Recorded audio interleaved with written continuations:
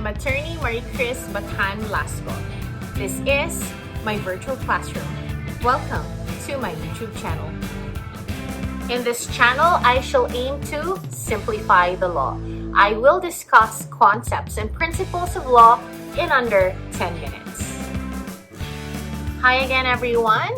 Welcome back to our virtual classroom.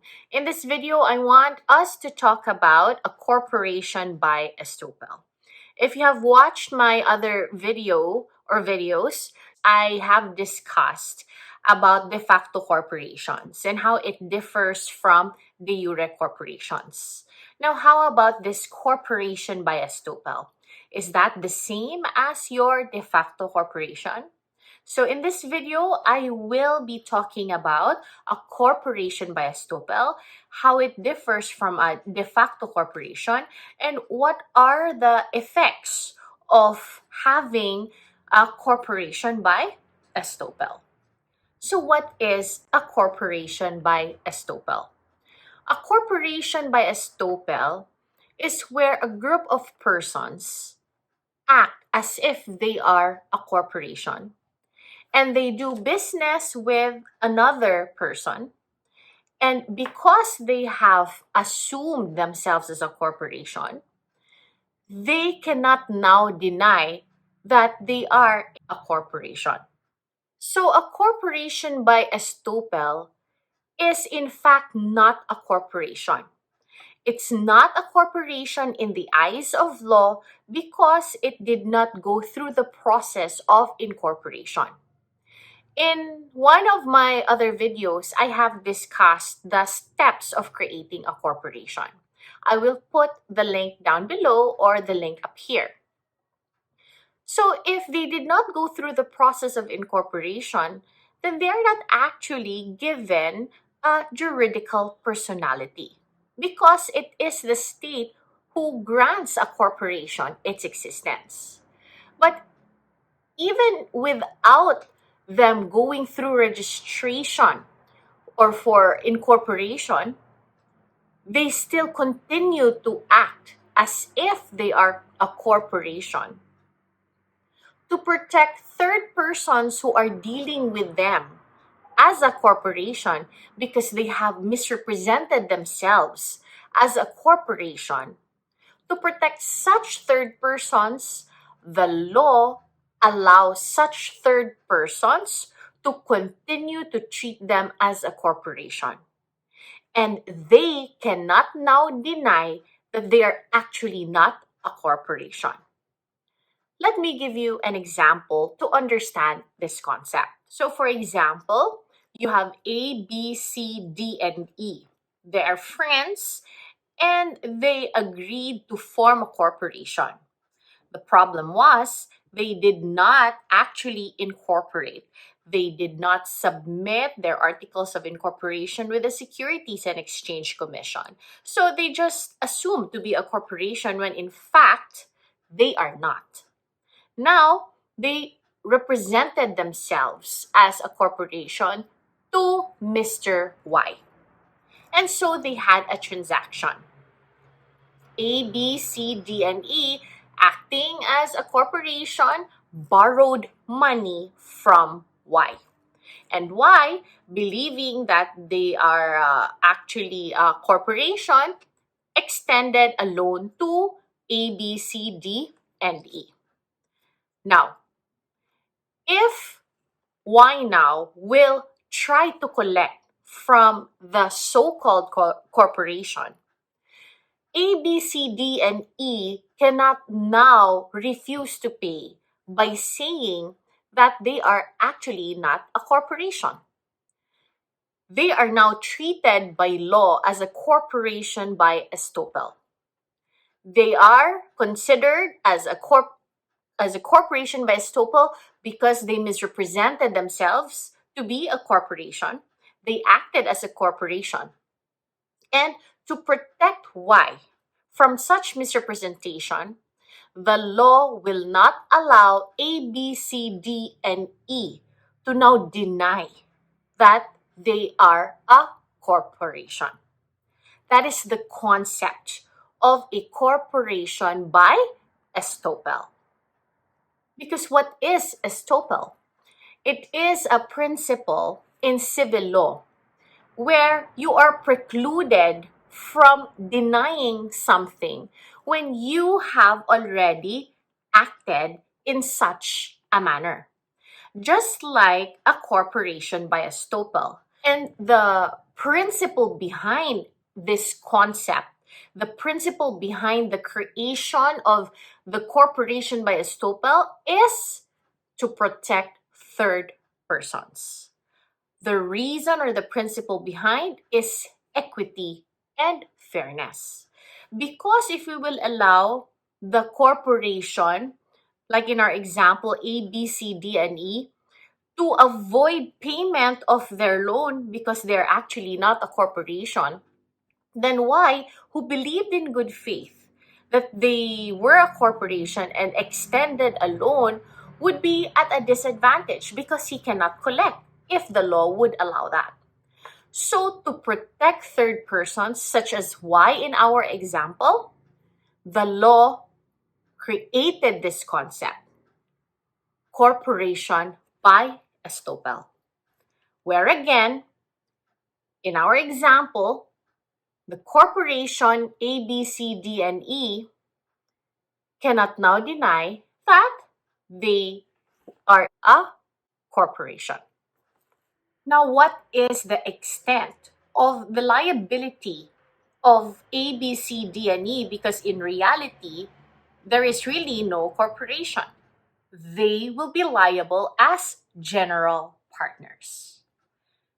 If you have watched some of my videos in the partnership playlist, you would have learned that general partners are liable jointly with respect to partnership debts.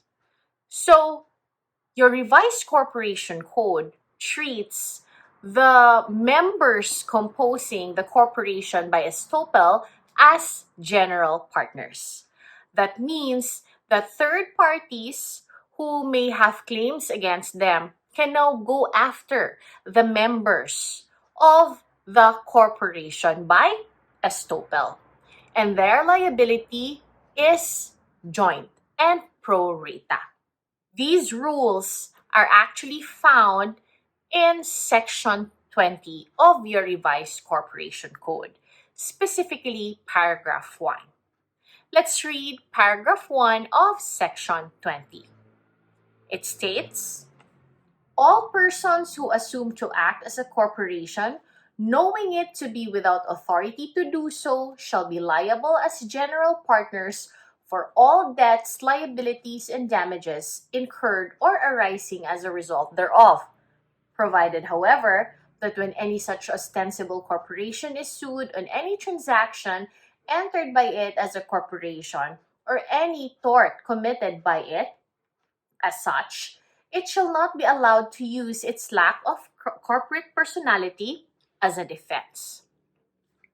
So, your first paragraph of Section 20 tells you that they are liable as general partners because they are, in fact, not a corporation because they did not formally organize as one. They did not incorporate. But if again they have misrepresented themselves as a corporation to a third person, and the third person transacted with them and believed them in good faith that they are actually a corporation, to protect such third person, there is now a creation of a corporation by estoppel. Because then the so-called corporation cannot now refuse or avoid any liability arising from a transaction by using its lack of corporate existence. So that is the first paragraph of Section 20. What is the second paragraph of Section 20? It states, anyone who assumes an obligation to an ostensible corporation as such cannot resist performance thereof on the ground that there was in fact no corporation. What does the second paragraph of Section 20 tell you? it tells you that it goes both ways. Meaning, if the so-called corporation, the one who is the members assuming to be a corporation and misrepresenting themselves as a corporation, cannot deny that they do have a corporate existence because they are estopped to do so. The third party, on the other hand, cannot also deny the corporate existence of that so called corporation if there was a transaction now that created liability on the part of the third person. Let me give you an example.